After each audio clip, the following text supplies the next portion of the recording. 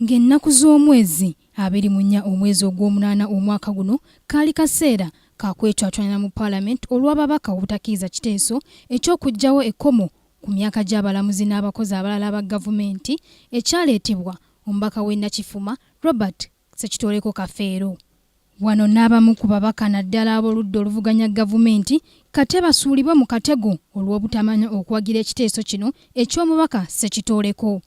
Bano bagamba mu kiro ekyakeesa olunaku Ssekitoleko bwe yaleeta ekiteeso kino mu Parliament, abamu baaweebwa amabaasa agalimu ensimbi akakadde kamu n'akasawo ka ssukaali akakira 5 bawagire munnaabwe olw'ekiteeso kyagenda okuleeta mu Parliament. Era bano baawumulizibwa ku wooteeri ya Crested Crane e Jinja, naye ekyasinga okubeewuunyisa omubaka Akol Anthony owa Clark North okuwulira bannaabwe ab'ekibiina kya NRM okugamba nti babalemesezza okufuna omudidi gw'ensimbi olw'ensonga nti babayingira mu ddiiru. Honorable Kafeero came in and the information is started with us that members, we have invited you here. We could not have used any other name to invite you. We wanted to invite you here, but we said it is a food security, parliamentary forum on food security. But the major issue here is not parliamentary forum on food security. We are here to make sure that we discuss a very important bill which is coming up in Parliament tomorrow. So members started coming in one by one, envelope given to each member. And in the envelope was 1 million Uganda shillings. When you leave the room, you come out, you are given 1 bag of sugar. I started calling some of my friends who are on the other side of the bench in NRM and said, what is happening? That you people, you spoil the business.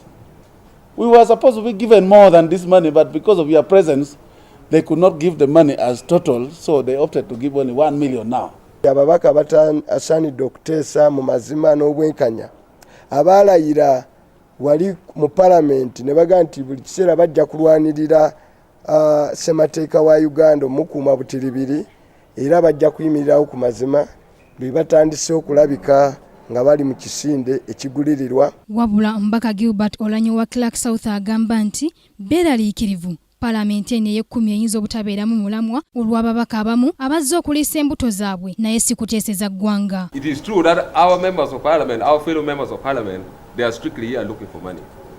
And I think you will see how things will go and you will confirm that what Akol brought up is very correct and very true.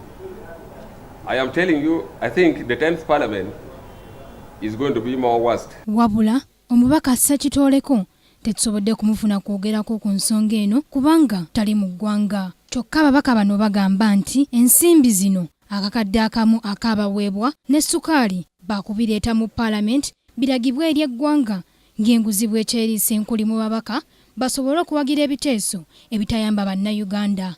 Joanita Mbabazi, Kingdom TV, amalindirire. This is Kingdom TV.